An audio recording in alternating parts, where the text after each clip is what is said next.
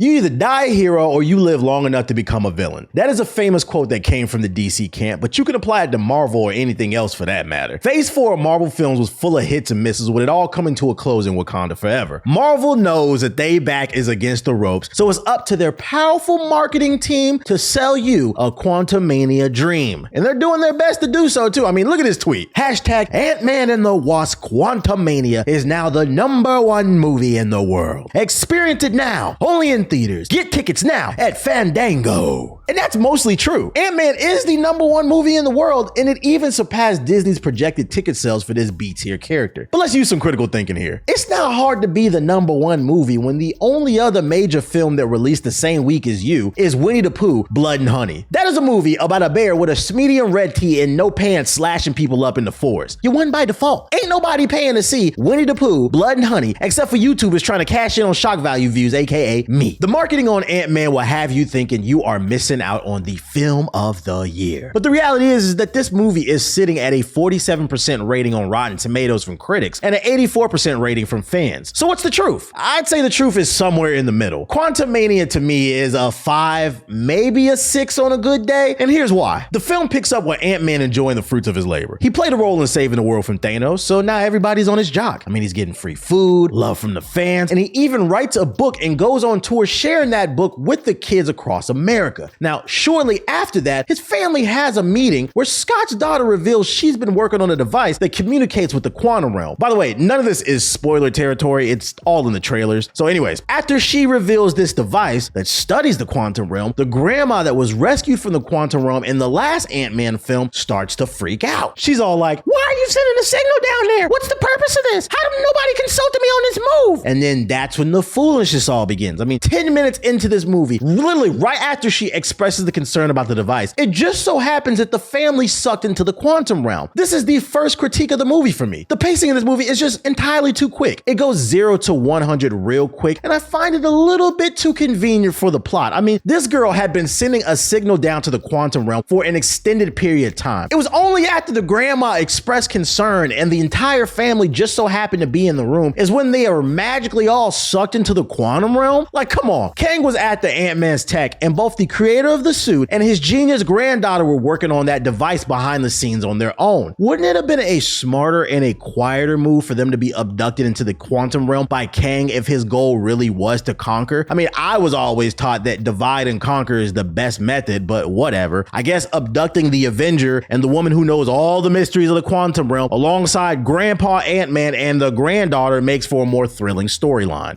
How convenient. That's when we get to strike number 2. The gang is trapped in the quantum realm, and from there, the other 90% of this film is shot on a green or a blue screen. This movie is ugly and it is goofy looking. CGI is best used in combination with real world elements to sell you on the fantasy aspect of what's being displayed in the real world. Now, the quantum realm isn't real, but they could have handled its visual representation much better. Aquaman and Namor, I understand because it's all underwater, but the quantum realm gave them the freedom of expression. It would have been nice to see them shoot on some type of alien looking set instead of just relying on CG. Now, if the CG looked good, I wouldn't have complained, but it's so obvious this film was shot on a green or a blue screen because in every scene, our heroes have this outline on their body where the editors keyed them out. The reason I'm ragging on it so hard too is because it doesn't look good in 2023. I know it's gonna look even worse 5, 10, or 15 years down the road as technology progresses. Blade is a Marvel film that came out in the 90s. Now, the CG in that film doesn't look good, but do you know why it's still a great film to watch? It's because it didn't rely heavily on CG. There was choreography, makeup for the vampires, and movie sets that they acted on. Sometimes having less to work with can be a blessing because it forces the creators to get creative when creating their vision. I mean, look at the original Star Wars trilogy. The special effects did not age well, but the story did, so it stands the test of time. Matter of fact, you could apply that to the prequels too. Well,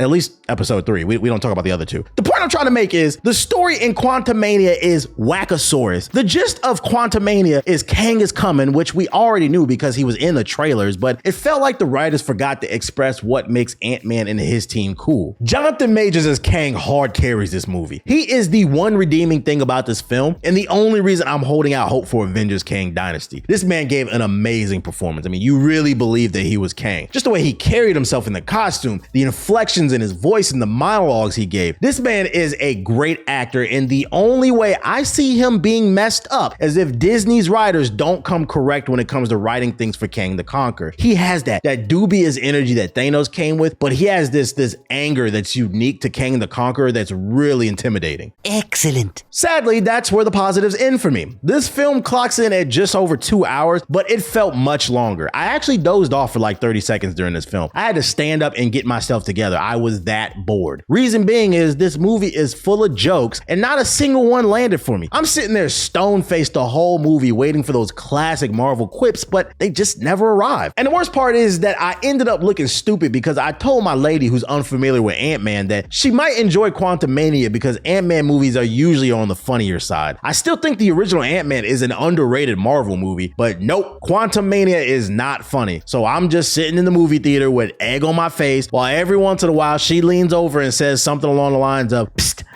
when does it get funny?" One of the least funny things that they did was their approach to MODOK. If you've seen the trailers, then you know he's in the film and he's got a decent amount of screen time in this movie. They turned what was once a menacing Marvel villain into a complete clown. It's spoiler territory, so I'm not gonna go and tell you exactly what happens, but I'm just gonna say a prominent character returns as him, and it was just creepy and weird. They were trying to make him funny when the dude is just a savage. Another weird aspect of this film is the heroes themselves. Between Scott, Grandpa, Grandma, Mom, and the daughter, this film stars 2 Ant-Mans and 3 Wasps, and they essentially all have the same powers, but nobody bothers to develop any type of new fighting style or abilities for their suit. So what we're left with is 5 people on screen doing the same exact thing. It made the fight scenes boring. I mean, there is a moment towards the end of the movie where the daughter figures out how to go into the giant form, but they try to make it seem like it was some type of huge revelation when it wasn't. It was just boring. We saw Scott do that multiple times in the film alone, as well as other Avengers films. They gotta do something to make these characters stand out from one another more. Quantumania has a lack of diversity in its characters, the tacky jokes, terrible CG, subpar writing, and bad pacing, and that's what made this one of my least favorite Marvel movies. The one redeeming factor is Kang the Conqueror is coming. That is the sole purpose of this movie, to set up that character. So much so, if you go to the Rotten Tomatoes page, they don't even show Ant-Man's face on his own movie. They show Kang's, and this is an Ant-Man movie. That should tell you everything you need to know. I mean, I really wanted to like this movie, but it's hard to defend it. And it's also hard to talk about this movie without venturing into the territory of spoilers. Another problem I have with this film is it's full of plot holes, especially when it comes to explaining how the quantum realm works. Maybe I missed something, but one thing that stood out to me is the ants. When the gang was sucked into the quantum realm, so were Hank Pym's ants, but they go missing. That is until towards the end of the movie when they reach out to Hank, where Hank then explains that when the ants fell into the quantum realm, they aged thousands of years and managed to build an advanced civilization with advanced technology. I'm sorry, but why did the ants age and get smarter, but nobody else in the gang did? This felt like a cheap way to bring the ants back to save the day with their tech when Ant-Man was getting his tail whipped by Kang. I didn't like that ending at all in this movie. The one positive takeaway from the ending is the after credit scenes. Loki season 2 looks like it's gonna be fire, and the thousands of Kangs that pulled up for the smoke was insane. That got me excited for Kang's dynasty. It's just crazy to think that it took a villain to save a superhero movie. But hey, I'm just saying.